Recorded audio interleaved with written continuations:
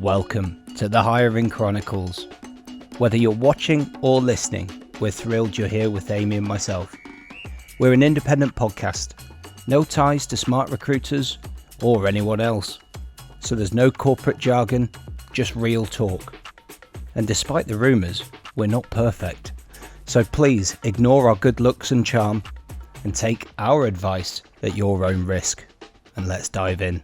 So welcome back. Welcome, Amy. In a different studio, but we do have our logo, so it's kind of cool. The logo looks good. Like it. And I do have this at home, so it's nice. Yeah, you have this panelling with nothing else on your wall. No, we have a TV. Just the TV and the panelling. Yeah, but it looks aesthetically pleasing. I'm a bit of the opposite. I have too much and I had to rein it back recently, and then I'm more your vibe now. You are my own way vibe. But new location, different studio, trialing different places. Trying different things. Where we at? Where's this?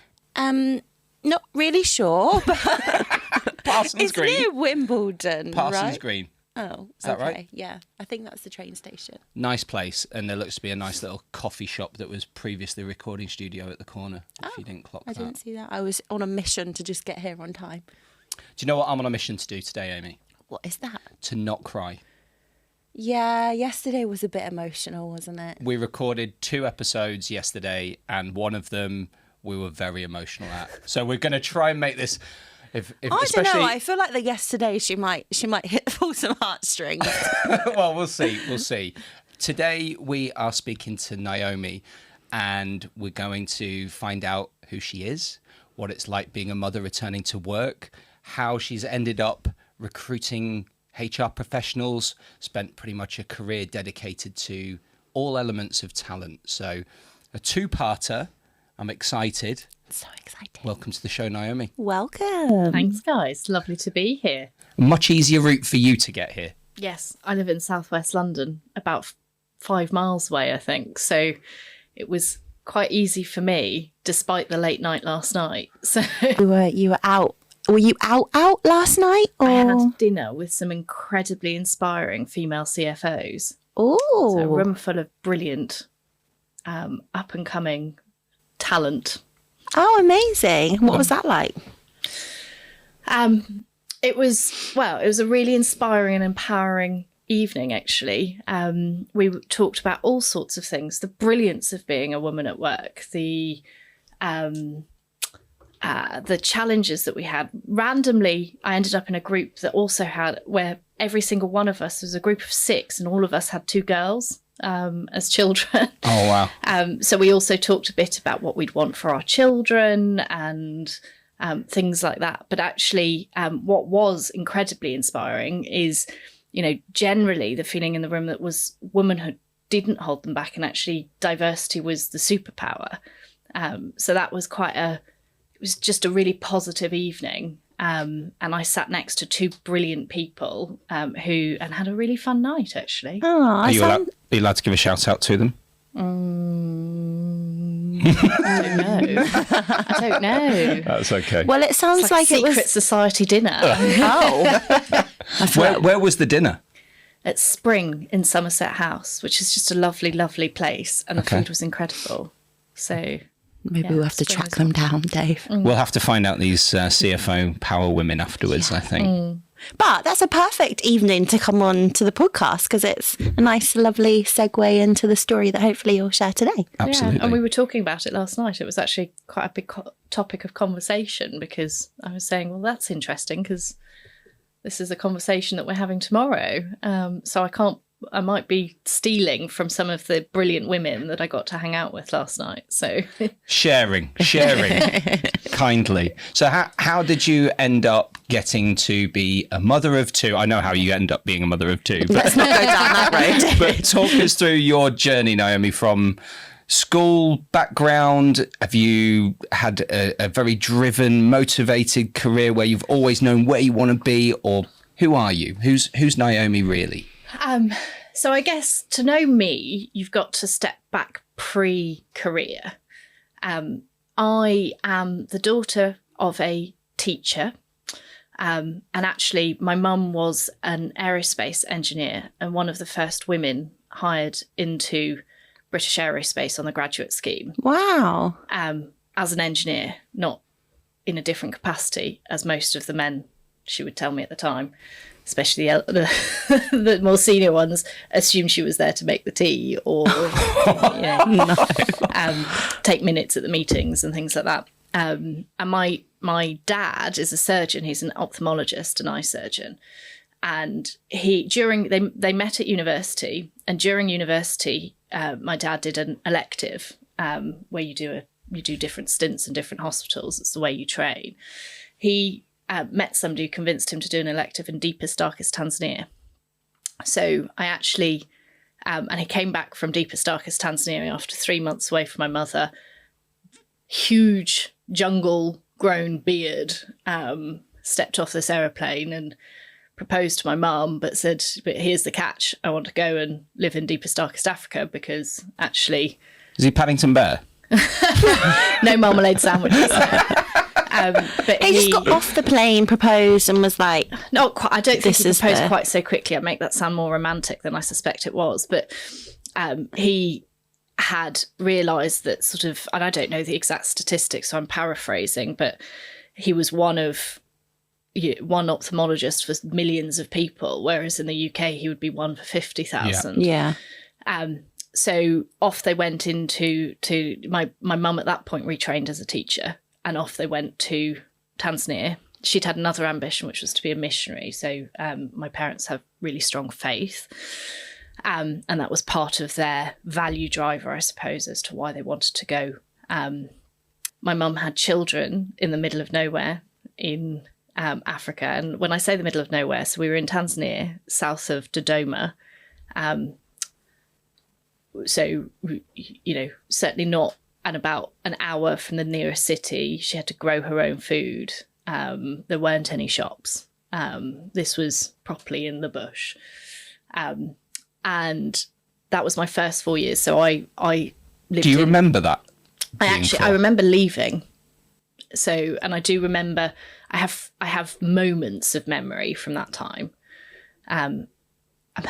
Funnily enough, my memories are really about the village dogs, there were a lot of stray dogs, and there wasn't any tarmac roads, and these, when you were kids, these packs of dogs could be quite scary, frankly. So I remember that as a sort of moment in time. But anyway, we moved to Nairobi in Kenya, and I lived there until I was 16, and I came over to boarding school in the UK at sixth form because I insisted that that's what I wanted to do. My mum was a maths teacher at the other secondary school, and it's not cool to have a head of maths, a sports teacher, yes, but a head of maths, no. So I really didn't want to go to school at the same school as my mum. I wanted some independence, and I basically harangued them until they sent me off to school in the UK, because also the UK was where I went on holiday. So, why were you so persistent to go or come back to the UK? Independence, I think. A new life, new invention. It also was, the England was where I came on holiday. So it's a bit like this idea of going on holiday camp. It looked, all the pictures in the glossy brochure for the school looked like everybody was super happy and on holiday all the time. So I think that was probably the main thing was, I'd set it in mind that this was the right thing for me. And that's probably the earliest sign of real persistence for me, and getting an idea in my head and being, I'm going to go and do it. And basically forcing people around me to agree to it.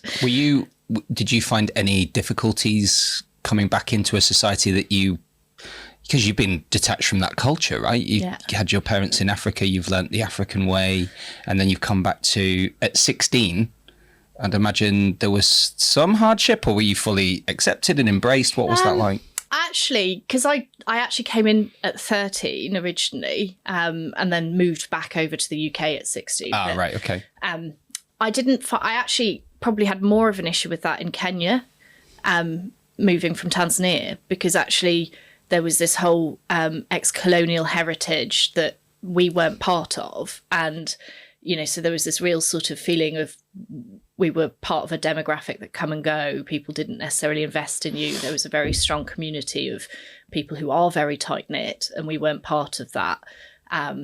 It could be quite segregated in community at times. It wasn't actually in my childhood and at school. And, school itself, our classrooms it was private school, so it was fairly privileged. Certainly against the local community, but it was very diverse. And my best friends I grew up with, we'd go out when you went round to your friend's house to play after school. One house I'd have to go and play by myself because my friend was doing her prayers, her Hindu prayers. Another house I'd have to go and play by myself for an hour while my friend did her Quran lessons, and a variety and all sorts of different things. I'd eat different foods. I'd go to different weddings. So I guess that, we lived next door to a German family. My parents were working for a German mission. So it's Christoffel Blinden Mission. It's that diversity of fabric, there were people who were white Kenyans. There were, all sorts of different backgrounds in a melting pot of culture. So I suppose that's the foundation and why I wanted to start there in terms of who I am. I had every intention then of going on to university and studying languages. So at this stage, and Swahili was actually my first language alongside Chigogo. When you meet Naomi and you're like, right, yeah, what's this about? Yeah, I speak Swahili and Chigogo.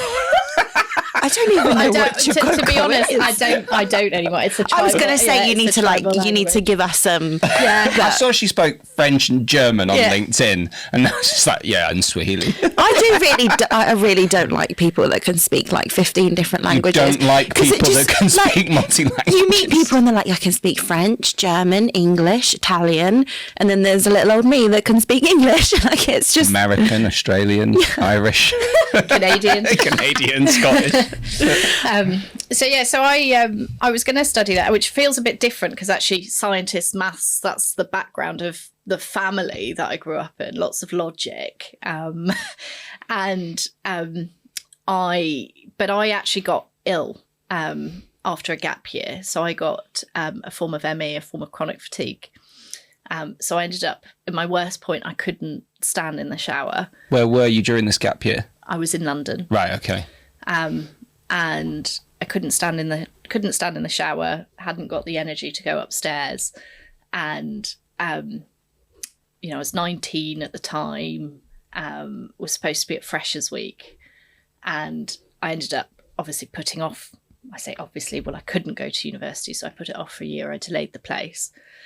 By the time it came to the end of that year, I'd been very lucky. I'd been able to recover. It had taken time.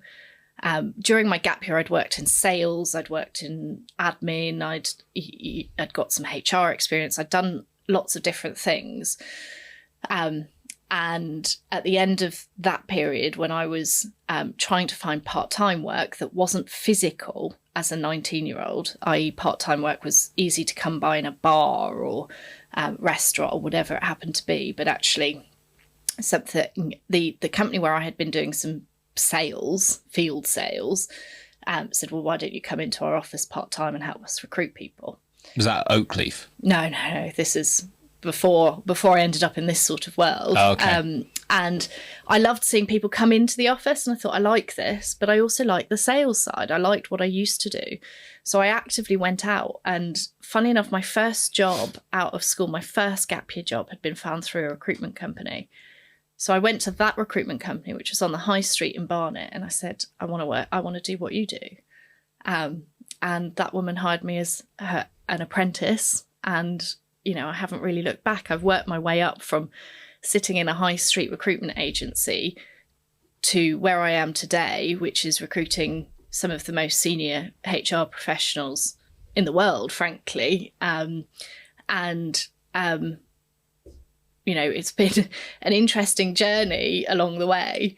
I can remember being sort of university, wanting to make sure that I didn't miss out for having not gone to university. At one point, So you never went back then? You took the gap year, you ended up getting this job. You never actually went back into university? No. So I remember at one point I signed up to do Birkbeck because I wanted to study, but trying to fit that in with recruitment as it was in the early noughties, 8 till 6 was the short day. Yeah. It was impossible. And so I ended up sort of thinking, well, I'll come back to it. I'm doing what I want to do. It's all about people, and I'm getting an education through the University of Life. It is a bit of a chip on the shoulder sometimes. Do you think you'll ever go back and maybe do... I'd love to. I'd be really interested in things like behavioural science and psychology, and or even in that in people, culture and talent in the space that I recruit within. How on earth I fit that in with children, I don't know. But then last night I was sitting next to a CFO who had, for the last year, been juggling a big CFO role, 2 NED roles, and a master's in carbon. So, it sounds easy. And kids. So don't worry, she didn't speak 6 languages, so you might like her. Well, I don't know. I didn't ask her how many languages she spoke. Yeah, she might have done. Yeah, the assumption there. So it's possible. But what was it that? Was it the sales aspect, or was it a kind of a combination of things that made you want to go into that recruitment? Like, what was it that was like, you know what, I'm going to go in there and ask if I can be a recruiter? So people's journey and the purpose of making a real difference in people's lives.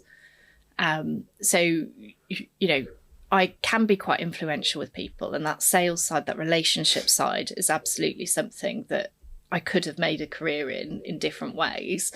But the reason I've chosen to do it in the field that I do is because of the impact on people's lives. And what you've grown up seeing from your parents going out and making a difference in purpose really difficult areas. Is something that has, is a big part of what I've grown up with as a fabric of what you do. Neither of my parents' careers are jobs. They are missions. They're real vocational purposes that they exist to fulfill. So there's no such thing as a working day that finishes when they leave the office. It's very much part of who they are. And that's how I understand work to be, to an extent. Working in the space I have, there is a bit more of an office dynamic. There is a bit more structure to my days. And, fundamentally what I deal in, and the team that work around me will always say I take what I do very seriously. But actually, I'm always conscious that it's not eye surgery. Nobody's going to go blind. It's not heart surgery or brain surgery. So, I have a bit of a sort of grounding in reality. What I do is a created job. The world could probably go on without me doing it. But actually, the difference that I do make in lives, there are a couple of people that I've been involved in throughout, that sort of stand out for that as an example. So there's a lady who probably won't mind me mentioning, shouting her out. She works in my industry today. And one of the reasons she now works in recruiting HR professionals. She was a HR professional, and I met her and she was hating her role. She was so depressed and miserable that she was trying to pull out of going for an interview for me because she couldn't fit it in. She couldn't work out how she was going to get away from this boss and go for this interview. And so she thought, well, I just can't do it. And I managed to talk her around, listen to her, and then give her the confidence. And she went on and got this brilliant job. And several years later, she did really well. And about 5 or 6 years later, she paid me the biggest compliment by saying, you had such a big impact on me that actually I want to go and do what you do for other people. So there are times where, we take people out of really toxic situations and we give them wings and change their direction in life. And there are things, your job, your house, your family, these are core elements of what you do. And I really believe that and then on the flip side, so I've talked there a lot about people moving jobs, but actually for clients, if you don't have that person in your team, quite often you're working harder, longer, your life is more difficult, and putting the right people in around individuals, in around our clients, sometimes that can mean they can go on to be far more successful and achieve more and sleep better and have more time and see their families more and things like that. So, you know, for me, it has a really strong sense of purpose. And I think that's why I started with, let me tell you a bit about my parents and where I come from, is that, you know, there is a vocational drive in me that is around people and people's lives. But there's depth to you. So a lot of people, not a lot of people, but some people, you know, they talk about making a difference and I want to really make an impact. And I don't always believe it when they talk about it. But with you, there's some real depth. It's a really unique experience, your life, going to Africa, changing, you know, districts in Africa, coming back, going through that with the parents that you've had. So it's kind of instilled within you that you want to make that difference. So one thing that I've never really felt that recruitment does is the impact that it can have on someone's life, but it does make a difference. It really does when you think about it. If you're in a toxic job and you change and you find, it doesn't have to be the dream job, but a job that works with your life, makes you happy, it changes your complete life. So I can understand that, you know, making the difference, changing lives, and that really That's meaning my something to you. strapline. Naomi Barton, changing HR professionals' lives.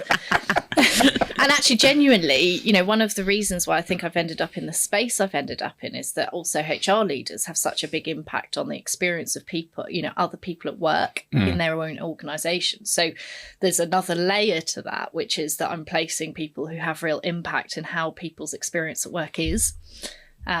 And yeah, so that's also part of the picture in terms of, I suppose, the specialism that I've developed and the world and community I inhabit, which is that I spend my life really dealing, most of my life. Some of my life is with chief executives, chairmans and investors, absolutely. But actually a lot of my life is working in and around the HR community, or the people and culture community and talent community. And though, you know, the reality is that those roles have huge impacts in the ecosystem of people's lives in companies. So there is part of me that also gets a real sense of purpose, and the individual, and putting the individual in and knowing that they're going to have a really happy career off of this. Maybe they'll earn more money and be able to afford a better house and put their kids through, you know, whatever system, afford childcare, which, let's be honest, is a challenge. And, you know, things like that. And then actually those people are also going to have a big impact on the, you know, all the people at work in that company and the performance of that company and how they can go on to. So there are multiple layers to it. And one of my biggest frustrations sometimes in my own world is it can be quite mercenary. So when I look around, quite often within the recruitment consulting world, a lot of people talk about having come into it for money, because you could earn good money. You could, you know, as a commission-based industry early on, you know, there wasn't a high bar to entry, so lots of people could come in, lots of people could make money. And, you know, often when, you know, over the years that I've been in this type of work, people, managers, leaders have tried to motivate me with, well, you can make more money. And it's completely the wrong thing to motivate me with. For me, it's the purpose of what I do. So you can recruit more people, you could have more impact in terms of the people that you place. And I think that's the other reason why I've wanted to move more and more senior in terms of the work that I do within executive search, is because of the impact that the individuals that I place have, and the, you know, the purpose that drives me in those impactful individuals. So, and then it's also the depth of relationship and the quality of the work that I could do, because I found it really frustrating when it was, or limiting when it was just a transaction, because I wasn't interested in just a transaction. Yeah.